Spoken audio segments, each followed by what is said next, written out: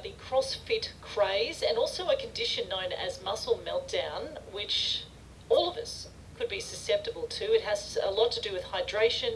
It also has a lot to do with pushing yourself too hard and knowing the symptoms. And we spoke to a woman by the name of Shanteece who got the fright of her life. She's 25 years of age, she's healthy, pushed herself a bit too much at the gym, ended up in hospital. She could have almost had kidney failure.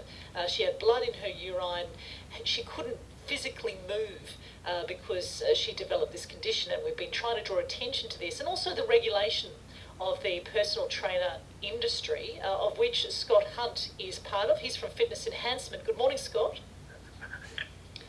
Hello, Scott. Hello, we've got you. Yes, good morning. I know you're busy because you're working at your studio, but Scott, this whole issue of muscle meltdown, this comes as no surprise to you, and there's been a lot of talk within the industry about concerns to do with CrossFit crazes, if you like. I always thought CrossFit was something really intense, but is it just a matter of just doing different exercises in one session? Is that what it's all about? Well, CrossFit is a specific style of training that prides itself on its intensity. So the actual basis of CrossFit is great. It's about functional exercise and pushing your limits and cutting out all the rubbish like fancy machines that do half the work for you.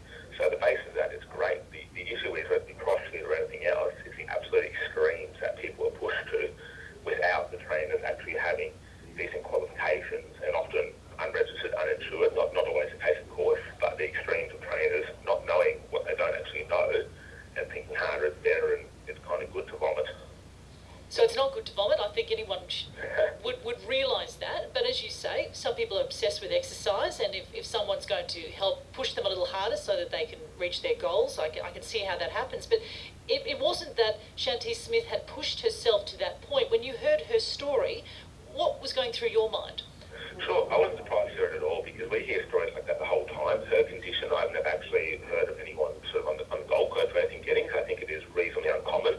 But we hear horror stories the whole time of people being pushed too hard by someone who's not qualified enough or not caring enough or not actually listening to their client feedback and getting severe injuries out of it.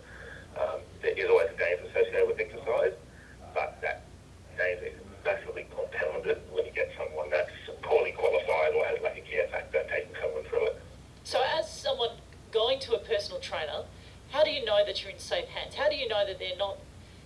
I'd assume there's a fine line between pushing someone who is a little bit lazy and pushing someone beyond their limits.